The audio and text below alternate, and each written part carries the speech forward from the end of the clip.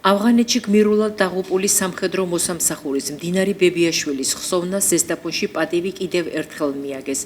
მსოფლიო მშვიდობისთვის მებრძოლი ქართველი გმირის მემორიალი, რომელიც მის მშობლიურ სოფელში მარტოთუბანში მდებარეობს, ადგილობრივი თვითმმართველობის წარმომადგენლებმა ყვავილებით შეამკეს, რითაც კიდევ ერთხელ ხაზი გაუსვეს მის თავდადება სამშობლოსა და გლობალური უსაფრთხოების წინაშე.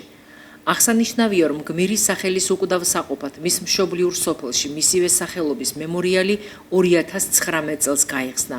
ამასთან ერთად სოფელში აშენდა საფეხბურთო მოედანი, რომელიც ასევე გმირის სახელს ატარებს. სწორედ ამ სტადიონზე წლის ამ დროს ტარდება მინი-ფეხბურთის ტრადიციული ფინალური მატჩი, სადაც ერთმანეთს მარტოთუბნისა და ტაბაკინის გუნდები დაუპირისპირდნენ. ტურნირის გამარჯვებული მარტოთუბნის გუნდი გახდა. მდინარი ბებიაშვილის ხსოვნისადმი მიძღვნილი მინი-ფეხბურთის ტურნირი მარტოთუბანში ყოველწლიურად იმართება. მისი მიზანია როგორც მშვიდობისთვის თავდადებული მებრძოლების სახელის უკვდავყოფა, ასევე ახალგაზრდებში ჯანსაღი ცხოვრების წესის პოპულარიზაცია. დაიდო ინგლისური შედეგის და ძალიან მიხარია, რომ ინგლისურშიც ავიღე მაქსიმალური და ასე ვთქვათ ქართული შედეგი გავამეორე და ვფიქრობ, რომ ამ წარმატებაში დიდი წვლილი მიუძღვის ჩემს მასწავლებელს გიორგი ნებიერიძეს, რომელიც არის ერთ-ერთი საუკეთესო. ასევე ვარ ექსესის პროგრამის კურსდამთავრებული, რომელიც ფინანსდება ამერიკის საელჩოს მიერ და ვფიქრობ, ამანაც დიდი წვლილი შეიტანა ჩემს განვითარებაში და რა ვიცი, მომავალ აბიტურიენტებს ვურჩევდი, რომ არ დაიზარონ, იმეცადინონ, რადგან მათი შრომა აუცილებლად გამოიღებს შედეგს და როდესაც ამ შედეგს ნახავენ, გაახარებენ საკუთარ თავებსაც, მასწავლებლებსაც და მათ მშობლებსაც. სრულდა უკვე ეროვნული გამოცდები, გავეცანი შედეგებს. ძალიან მიხარია, ინგლისურში 70-დან 70, ქართულში მარტო ერთი ქულა დამაკლდა და 59 და ისტორიაშიც 55 და ეს ყველაფერი ჩემი მასწავლებლების დამსახურებაა, რა თქმა უნდა.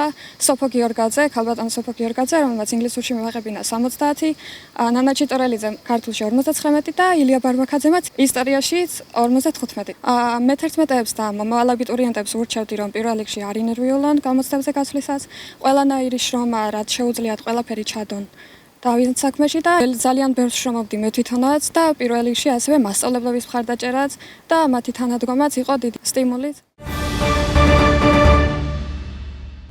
აქ არც თუ ცოტა სამუშაოები ჩავატარეთ, ხა თუნდაც მაღარო სასასვლელზე თლიანად დავარეკულტივირეთ. თქვენ სოფელშიც რამდენიმე ათეული ჰექტარის უკვე გამწვანებული გვაქვს და ბალახიც ამოსულია. შედეგები საკმაოდ კარგი გვაქვს დარკვეთში და ამას ვაგრძელებთ და დღეს ახლა ტერიტორიას გავამწვანებთ, დავგავთ ტუის ენერგებს.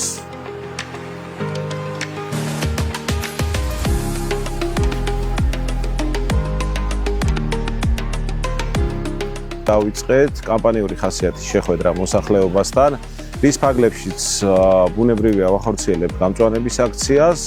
ამ შემთხვევაში გამწვანებას ექვემდებარება ესეთი სოციალური სივრცეები. გარდა ამისა, მნიშვნელოვანია შეხვედრა იმ კუთხით, რომ გქონდეს პირდაპირ კომუნიკაცია მოსახლეობასთან. პირველი გავაცნოთ ის გეგმები, ის სამუშაოები, რასაც ვახორციელებთ და მეორე და უმნიშვნელოვანესია, რომ მათგან მოვისმინოთ ის უკავშირი თუ რა დამოკიდებულება აქვს, რა პრობლემებს ხედავენ და ეს ჩვენ გვეხმარება იმაში, რომ ჩვენი სამომავლო გეგმები გავსახოთ, უფრო ეფექტიანები ვიყოთ იმ ნაწილში, რასაც ვაკეთებთ. შესაბამისად, ეს არის კამპანიური ხასიათის დღეს შეხვედრა გქონდა სოფელ დარკვეთის მოსახლეობასთან. ეს პროცესი გაგრძელდება და მოიცავს ყველა ძირითად სოფელს, სადაც ხდება კარიერული მოპოვება. არანაირი მცენარე აქ არ იყო, ეკლებით იყო გადავლილი. დღეს მდგომარეობას ხედავთ, რაც არის, შემორაგულია, დაცულია ტერიტორია, შეგვიძლია ნარგავებით დავრგათ, მივხედოთ და ვიზრუნოთ მასზე. ძალიან კარგია ეს ყველაფერი დღეს რაც გაკეთდა. სოფელ დარკვეთში საბავშვო ბაღის ტერიტორია გამწვანდა. ძალიან კარგი არის და მიესალმება სოფელი, მიესალმება ყველა ჩვენთაგანი, ჩართული ვართ ამ საქმეში ჩვენ სოფლის წარმომადგენლები. დღესაც მიმდინარეობს მოპოვება მარგანეცის, თუმცა მოპოვებასთან ერთად მიმდინარეობს მიწის აღდგენითი პროცესი.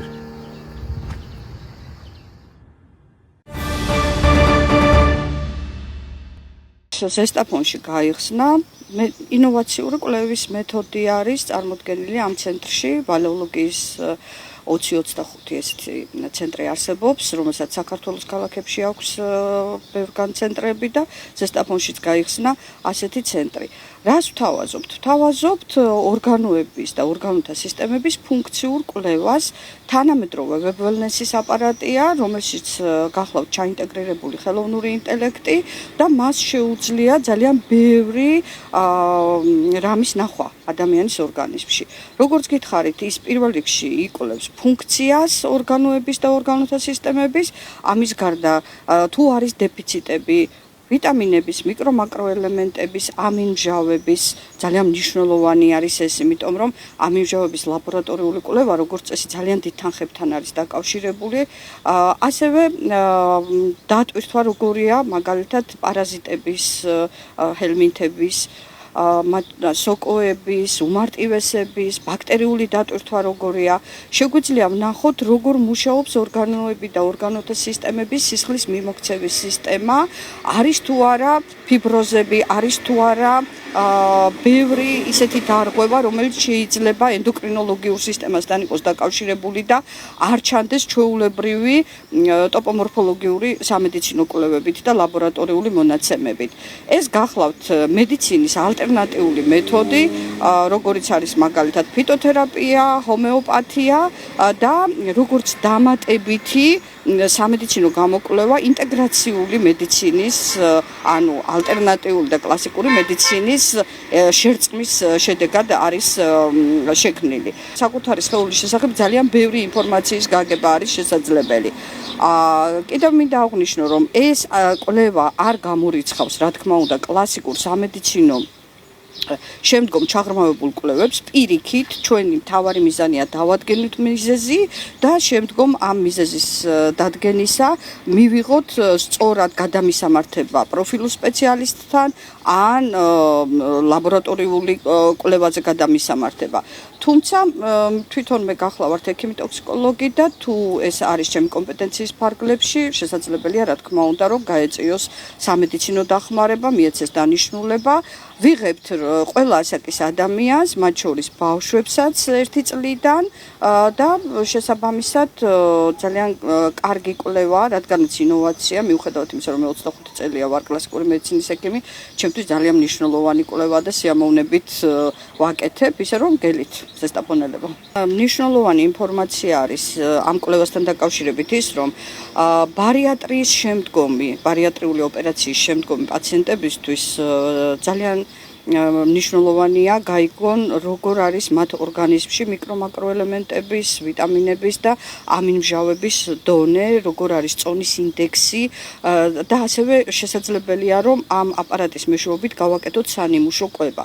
ანუ ნუტრიციოლოგიური და დიეტოლოგიური რჩევების გაცემა არის შესაძლებელი და ასევე ძალიან მნიშვნელოვანი კვლევაა ბავშვებისთვის, რომლებსაც აქვთ ქცევითი აშლილობები სხვადასხვა, იმიტომ რომ აკეთებს ძალიან კარგად ფსიქოსომატიკას და ასევე ასეთი ბავშვებისთვის სამედიცინო მანიპულაციები ცოტა რთული ჩასატარებელია ხოლმე.